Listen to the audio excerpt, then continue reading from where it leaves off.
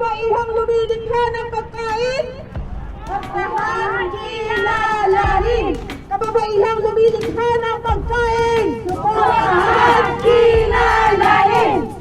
So ngayong araw, sa buong daigdig, pinagdiriwang ang International Rural Women's Day at International World Food Day. Anong kahalagahan ng araw na ito sa atin? Ang bawat pagdiriwang ay nagpapakita ng saya, ng pag-asa, lakas at kagalingan, ng pagkakabuklod, ng pagkakaisa tungo sa landas na nais sa atin ng sama-sama. Panahon din ito ng pagpapalusot sa sarili, kagyat ng pagpapahinga, paglalamlam sa mga nakamit ng munting tagumpay, at isang araw nito sa pagpapakita ng pagkilala sa ating mga kababaihan sa kainan at pagpapahalaga sa pagkain na kanilang pinag-produce. Mahalaga na makinig ang gobyerno sa mga kababaihan sa magawa ng pagkain dahil tayo ang may kaalaman at karanasan upang isulong ang soberenya ng pagkain. At makamit lamang ito at makakamit lamang ito kung may kontrol at access tayo sa paggawa at pamamahagi ng ligtas at sapat na pagkain para sa lahat ng Pilipino.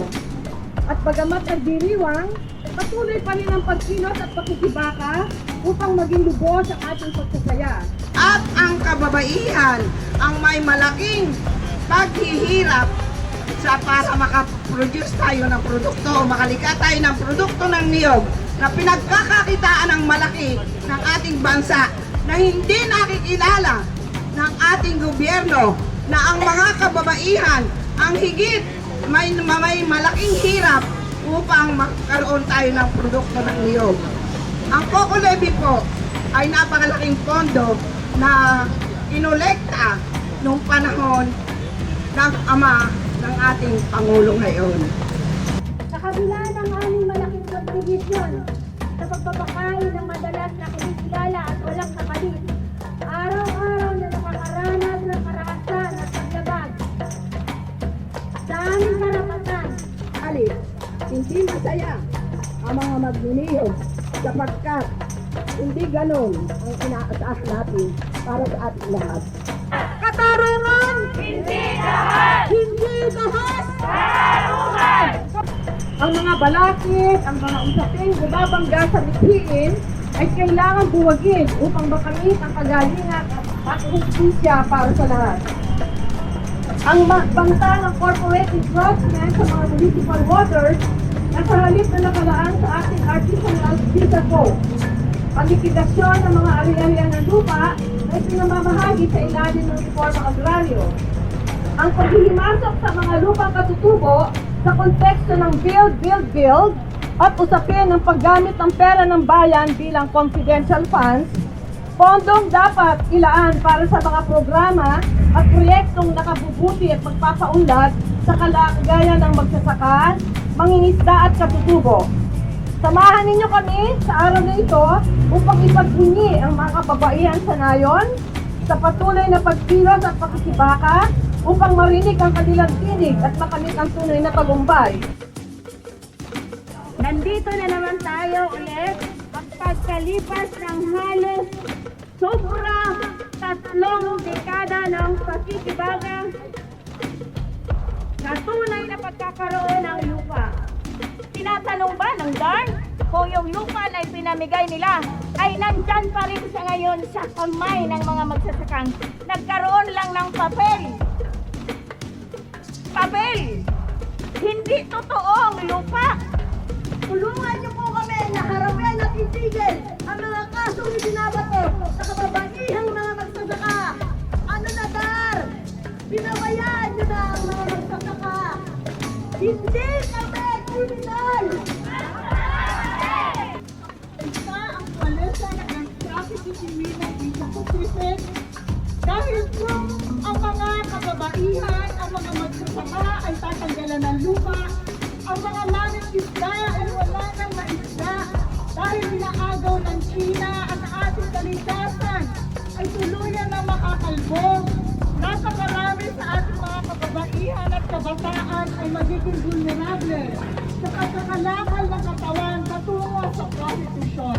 Mga vloggers, upang makita po ang ating Magandang umaga po!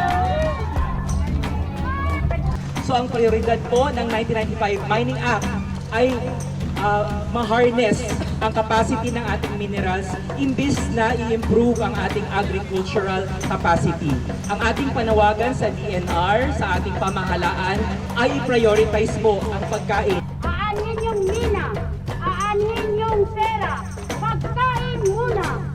Sana yung aming lupain at yung likas na yaman ay maprotektahan upang mananatili sa amin sa kabundukan. Sana yung aming water seed ay hindi yung sintirain. Kaya po atin pong ipanawagan na itigil na ang mina. Pagkain! Pagkain! Hindi mina! Pagsasaka kami! Hindi mina! Ang tunay na kalagayan ng mga magsasakang kababaihan sa Nayon. Simple lang naman ang ating mga hinaing na gusto natin marinig ng ating mga nasa ahensya. Lalo na sa Department of Agriculture, ang ating mga hinaing na tayong mga babaeng magsasaka, mangingisda, mga katutubo ay respetuhin. Anahin siyang gobyerno, nagsisiguro nga magkaadaan o pagkaon ang aton mamamayang Pilipino. Napakalaki po ng pondo ng Department of Agriculture sa pamamahagi ng makinarya. Kaya noon po ang sinasabi ni Ate Beth, ang mga nagpapamigay po ay hindi naman angkop, hindi akma. Mga traktora, mga halimaw, mga makinarya na ginastusan pero kinakalawang na. Kaya mga kasama, kailangan natin sumigaw, kailangan natin magreklamo sa KBBM dahil sobra na ang kahirapan, kagutuman na ating dinadanas sa ating bansa ngayon. Nagkakaisabot, nagkakapit-isig ang mga kababaihan, kasama na rin ang malalakihan mula sa kanayunan at kalungsuran. Suporta po galing sa gobyerno ang aming kailangan. Hindi impormasyon, lokal na produksyon, presyo ng bigas, ibaba! Ibaba! Presyo ng palay, itaas! Itaas! Paglilinang, Hindi pahiling lang! karapatan, hindi dahas, karapatan,